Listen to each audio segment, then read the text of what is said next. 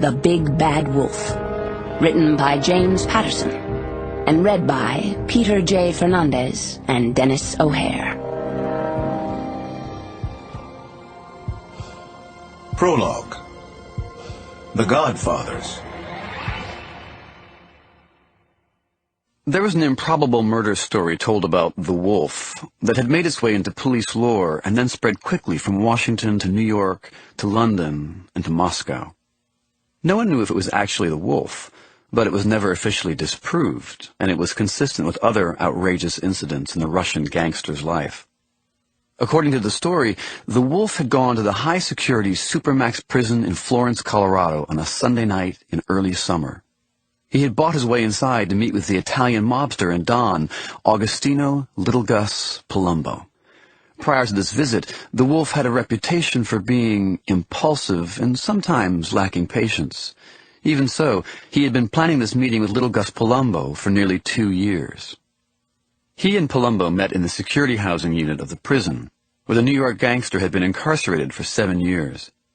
The purpose of the meeting was to reach an arrangement to unite the East Coast's Palumbo family with the Red Mafia, thereby forming one of the most powerful and ruthless crime syndicates in the world. Nothing like it had ever been attempted. Palumbo was said to be skeptical, but he agreed to the meeting just to see if the Russian could get inside Florence prison, and then manage to get out again. From the moment they met, the Russian was respectful of the 66-year-old Don. He bowed his head slightly as they shook hands, and almost appeared shy, contrary to his reputation.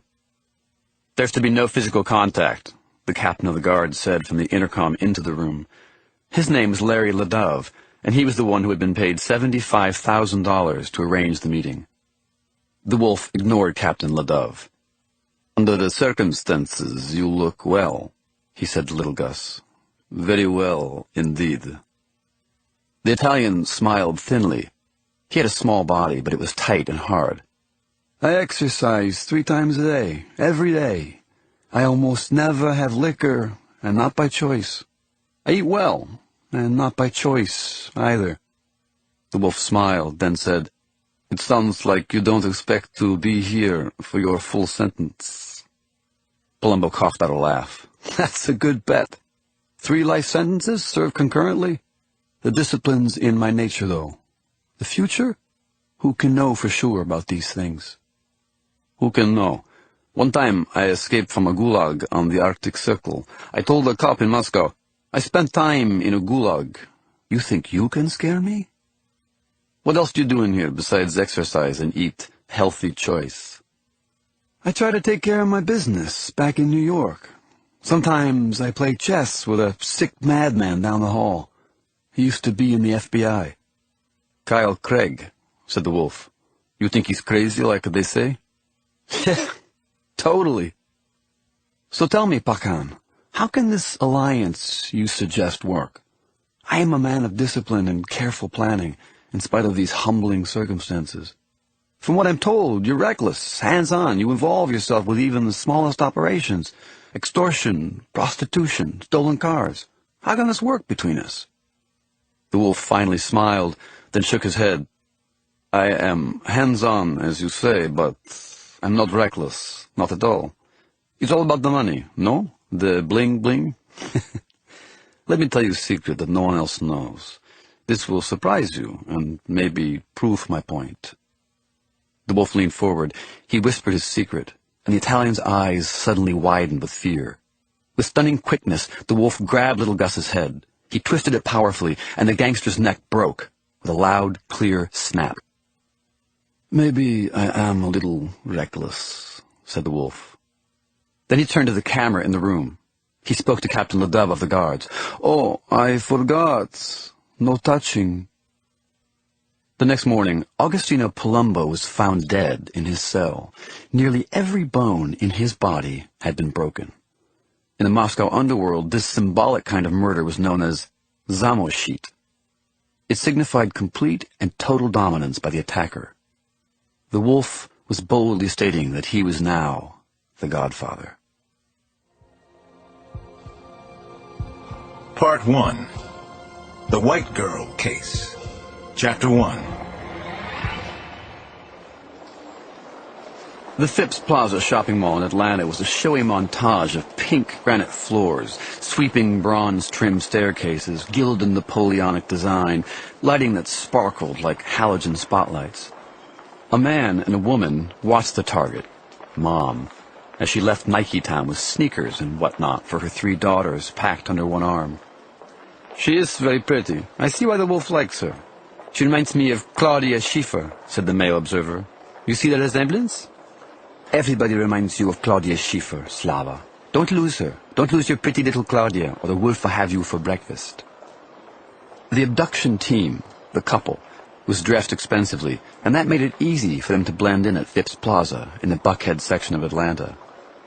At 11 in the morning, Phipps wasn't very crowded, and that could be a problem.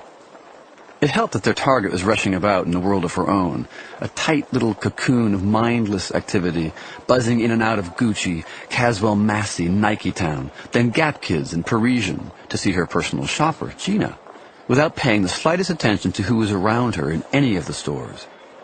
She worked from an at-a-glance, leather-bound diary and made her appointed rounds in a quick, efficient practice manner, buying faded jeans for Gwyn, a leather dop kit for Brendan, Nike diving watches for Meredith and Bridget. She even made an appointment at Carter Barnes to get her hair done. The target had style and also a pleasant smile for the salespeople who waited on her in the Tony stores.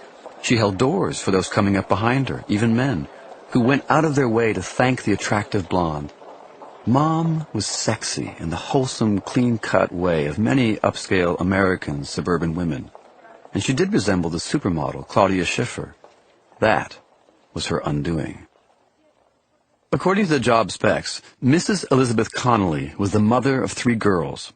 She was a graduate of Vassar, class of '87, with what she called a degree in art history that is practically worthless in the real world, whatever that is, but invaluable to me.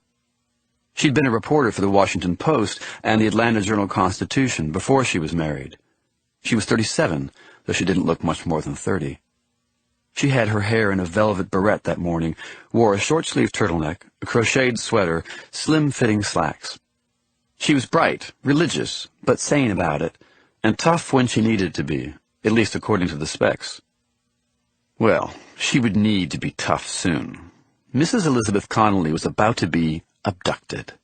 She had been purchased, and she was probably the most expensive item for sale that morning at Phipps Plaza. The price? $150,000.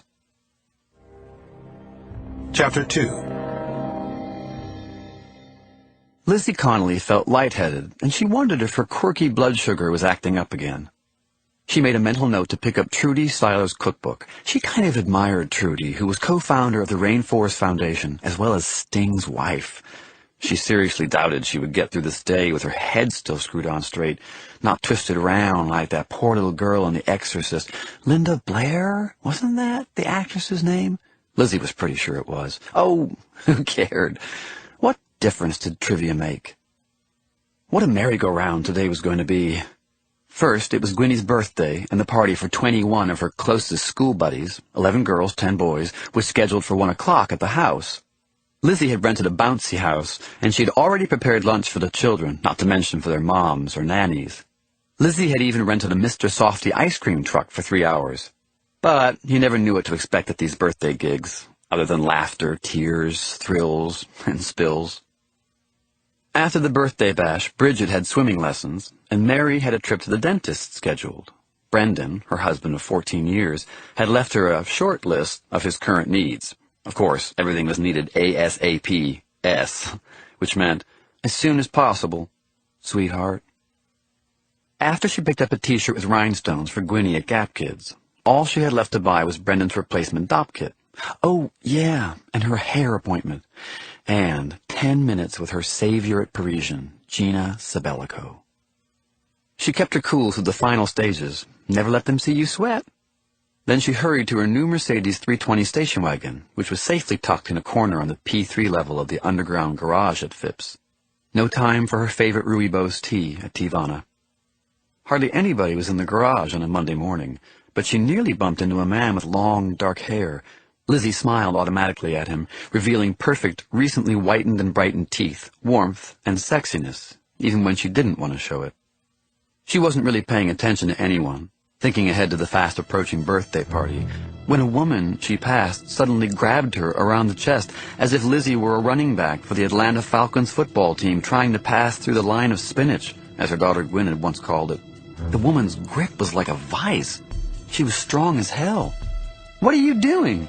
Are you crazy?" Lizzie finally screamed her loudest, squirmed her hardest, dropped her shopping bags, heard something break. "Hey! Somebody help! Get off of me!"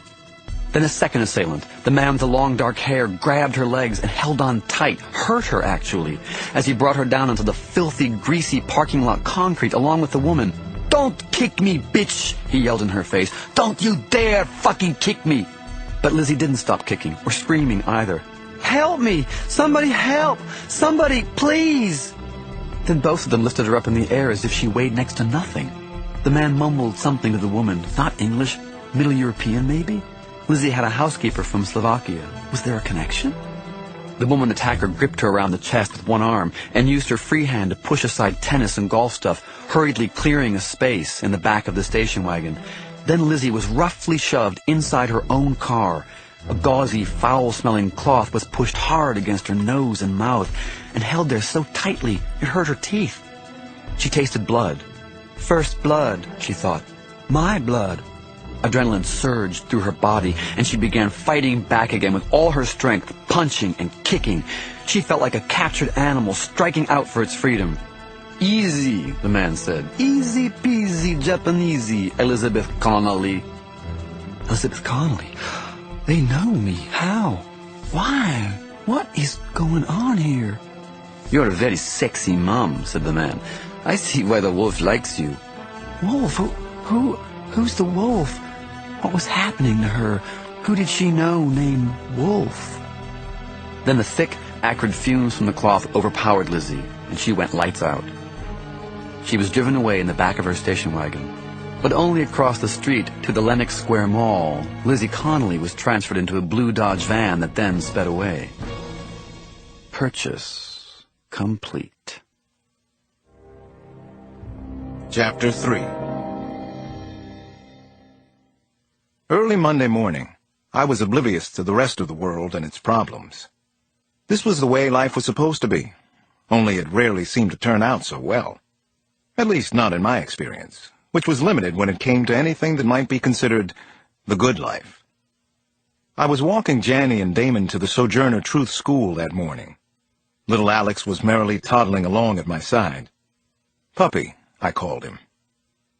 The skies over D.C. were partly cloudy, but now and then the sun peeked through the clouds and warmed our heads and the backs of our necks. I'd already played the piano, Gershwin, for 45 minutes, and eaten breakfast with Nana Mama. I had to be at Quantico by 9 that morning for my orientation classes, but it left time for the walk to school at around 7:30. And that was what I'd been in search of lately, or so I believed. Time to be with my kids. Time to read a poet I'd discovered recently, Billy Collins. First I read his 9 Horses, and now it was sailing alone around the room. Billy Collins made the impossible seem so effortless, and so possible. Time to talk to Jamila Hughes every day, often for hours at a time. And when I couldn't, to correspond by email, and occasionally by long, flowing letters. She was still working homicide in San Francisco, but I felt the distance between us was shrinking. I wanted it to, and hoped she did too. Meanwhile, the kids were changing faster than I could keep up with them, especially little Alex, who was morphing before my eyes. I needed to be around him more, and now I could be. That was my deal. It was why I had joined the FBI. At least, that was part of it. Little Alex was already over 35 inches and 30 pounds. That morning he had on pinstriped overalls and an Orioles cap. He moved along the street as if a leeward wind were propelling him. His ever-present stuffed animal, a cow named Moo, created ballast, so that he listed slightly to the left at all times. Damon was lurching ahead to a different drummer, a faster, more insistent beat. Man, I really loved this boy. Except for his fashion sense. That morning he was wearing long jean shorts, uptowns, a gray T-shirt with an Allen Iverson The Answer jersey over it.